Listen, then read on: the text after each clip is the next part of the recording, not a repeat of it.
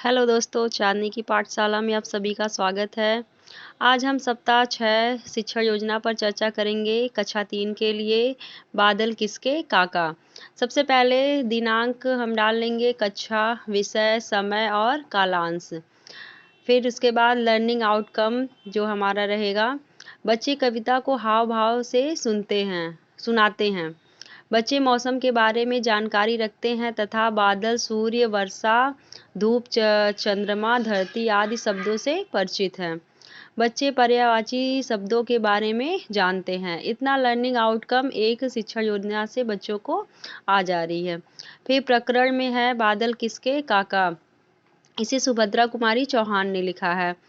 सीखने सिखाने की सामग्री, इसमें वर्षा, बादल व वर्षा का चित्र, पर्यायवाची शब्द एवं विलोम शब्द के टीएलएम, दीक्षा ऐप, पंखुड़ी पाठ्यपुस्तक एवं कार्यपुस्तिका आदि ये जो सीखने सिखाने की सामग्री में उपयोग होगी। सीखने सिखाने की प्रक्रिया या गतिविधि, इसमें 4 खाने बनेंगे। पहला है क्रम संख्या, चरण, समय और आकलन के तरीके। चरण 1 में शिक्षण के प्रारंभ में, यह हमारा 5 मिनट का है और आकलन के तरीके में बातचीत एवं प्रतिक्रिया, यानी बच्चों से बातचीत करेंगे और वो जो उत्तर देंगे उसके बारे में है। शिक्षण के प्रारंभ में शिक्षिका बच्चों से सूर्य, चंद्रमा, बारिश, धूप आदि के बारे में चर्चा करती हैं, यानी पाठ से रिलेटेड ही बच्चों से शुरू में पूछा जाएगा। पूछते हुए कुछ प्रश्न पूछेंगी। पहला, मौसम कौन कौन से होते हैं, बच्चे अपने से उत्तर देंगे। फिर दूसरा प्रश्न पूछेंगे, दिन में क्या निकलता है, जैसे दिन में आकाश में क्या निकलता है। फिर तीसरा प्रश्न है, रात में आकाश में क्या निकलता है। चौथा है, आपको कौन सा मौसम अच्छा लगता है। उसके बाद है 5वां, बारिश में आप क्या क्या करते हैं। बच्चे की जैसा बहुत ही बारिश में कूदते हैं, नहाते हैं, कागज़ की नाव बना के पानी में डालते हैं आदि चीज़ें बच्चे अपना बताएंगे। फिर है बच्चों, आज हम बादल किसके काका कविता पढ़ेंगे। अब हम बच्चों से बादल किसके काका कविता को पढ़ने के लिए पंखुड़ी पाठ्य पुस्तक खोलने को कहेंगे। शिक्षण के दौरान, ये जो है हमारा 10 मिनट का है। इसमें प्रतिक्रिया एवं सहभागिता बच्चों की। संकेत, अभी अभी थी धूप, यहाँ से लेकर के माँ का।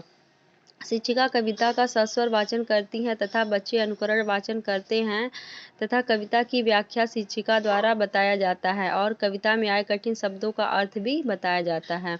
फिर कविता पूर्ण होने पर 1-2 बच्चों से कविता को सुना भी जाएगा। फिर गतिविधि में बच्चों को अलग अलग समूह में बैठाकर सोचकर बोलने को कहेंगे, जैसे समूह 1 को बरसात के बारे में बोलने के लिए कहें, समूह 2 को गर्मी के बारे में और समूह 3 को सर्दी। इस प्रकार से बच्चों को मौसम का ज्ञान भी हो जाएगा और वे अच्छी तरह से पाठ को समझ भी लेंगे।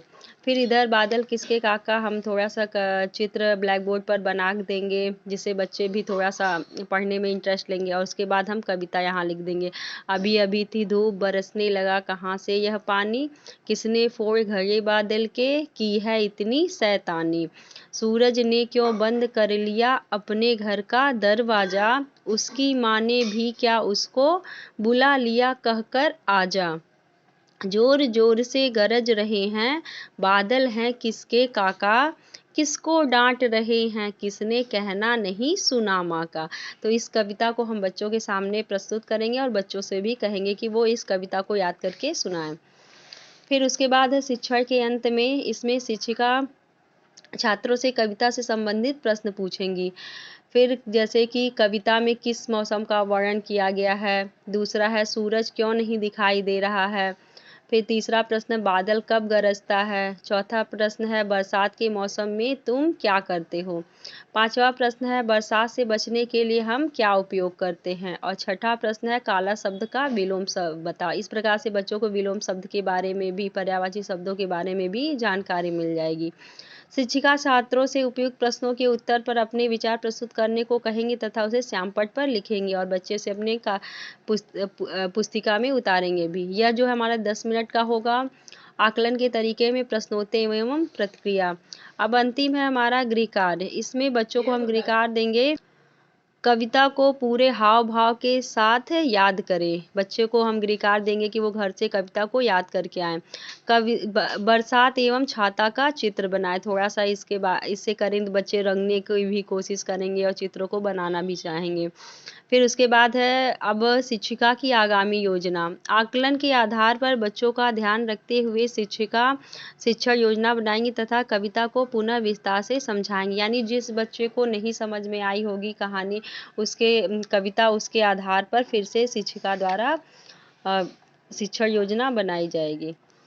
तो इस प्रकार से हमारी यह शिक्षा योजना बादल किसके काका पाठ 3 जो कविता है वो पूर्ण होती है।